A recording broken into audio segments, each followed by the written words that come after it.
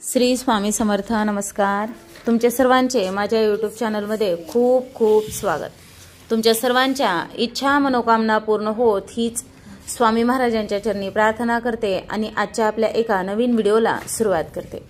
आजच्या व्हिडिओमध्ये आपण पाहणार आहोत तर ते म्हणजे बघा, लवकरच आता खंडोबाचे नवरात्र म्हणजे उद्यापासूनच सुरुवात होत आहे.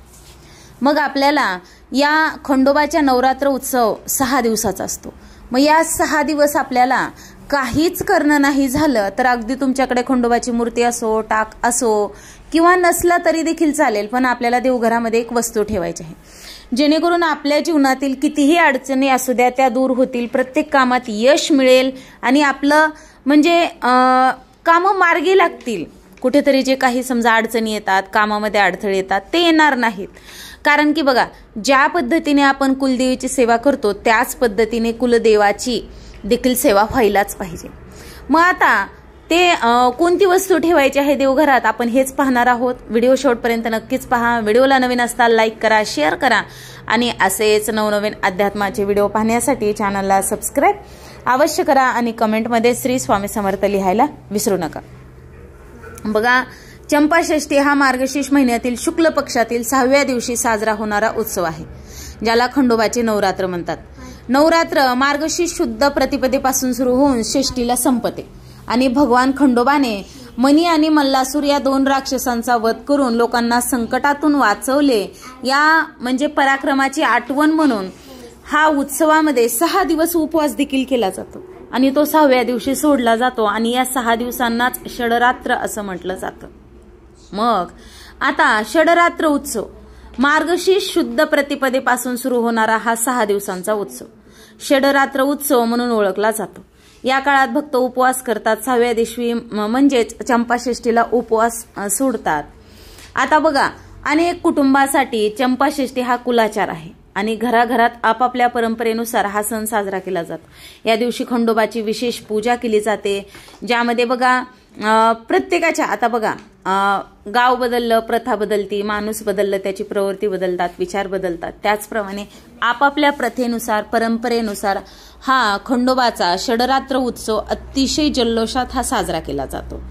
मग आता आपल्याला बघा, आता हा महिना जो आहे मार्गशीर्ष महिना हा भगवान विष्णूला समर्पित असला तरी चंपाषष्ठीच्या निमित्ताने खंडोबाच्या भक्तीला एक विशेष महत्व आहे.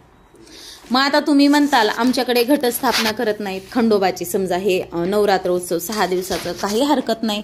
तुमच्याकडे खंडोबाचा टाक नसला तरी देखील चालेल, मूर्ती नसली तरी देखील चालेल. आपल्याकडे महादेवाचे शिवलिंग तर असेल ना, महादेवाचाच अवतार आहे खंडोबाचा देखील, किंवा मग महादेवाचंही शिवपिंड नसेल तरी चालेल, स्वामींची मूर्ती आहे, गणपती बाप्पा असतील, अन्नपूर्णा माता असेल, देवघर तर असेल ना. सगळ्यात महत्वाचा पॉइंट म्हणजे तुमच्या घरात देवघर तर असेल ना. मग याच देवघरामध्ये आपल्याला अतिशय महत्वाची अशी वस्तू ठेवायची आहे. तर आपल्याला काय करायचं आहे बघा, खोबरं घ्यायचं आहे. ओलं नारळ घ्यायचं नाही, खोबरं. आपण जे आता ओलं नारळ वेगळं आणि आपण घरामध्ये साठवणीचं आपलं खोबरं जे असतं ना ते खोबरं वेगळं. तर अर्धी खोबऱ्याची वाटी घ्यायची आणि त्या वाटीमध्ये बघा आपल्याला भंडारा ठेवायचा आहे. आता भंडारा म्हणताल, आता आपण विशेष म्हणजे आता हे चंपाषष्ठीच्या उत्सवानिमित्त समजा हे षडरात्र उत्सव आहे यासाठी ठेवतो. आता हळद म्हणजेच भंडारा आहे, पण कसं आहे खंडोबासाठी आपण जे समजा सेवा करणार आहोत, उपासना करणार आहोत आणि तुम्ही बघितलं असेल जेजुरीला जिकडं तिकडं हळदच आहे, मग त्याला हळद म्हणत नाहीत, त्याला भंडारा म्हणतात. म्हणून आपल्याला हे भंडाराच म्हणायचं. खोबऱ्याची वाटी घ्यायची, त्यामध्ये हळद ठेवायची आणि 1 रुपयाचं नाणं ठेवायचं, तसं ठेवायचं नाही.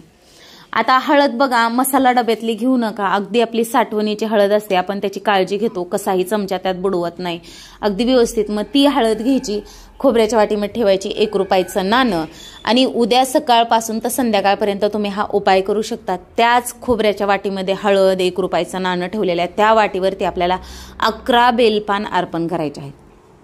मग ही खोबऱ्याची वाटी असं काही नाही, हे भंडारा भरून ठेवलेली महादेवाच्याच पिंडी पुढे ठेवायची की खंडोबाचीच मूर्ती किंवा टाक असायला पाहिजे, काही हरकत नाही. अगदी देवघरात ठेवून द्या. एक प्लेट घ्या, त्या प्लेटमध्ये खोबऱ्याची वाटी, खोबऱ्याच्या वाटीमध्ये भंडारा, भंडाऱ्यावरती 1 रुपया आणि त्यावरती 11 बेलपान आपल्याला अर्पण करायचे आहे. बघा, ज्या पद्धतीने आपण कुलदेवी आईची सेवा करतो त्याच पद्धतीने आपली वडिलांची म्हणजे कुलदेवाची सेवा व्हायलाच पाहिजे. हा कुळाचार व्हायलाच पाहिजे.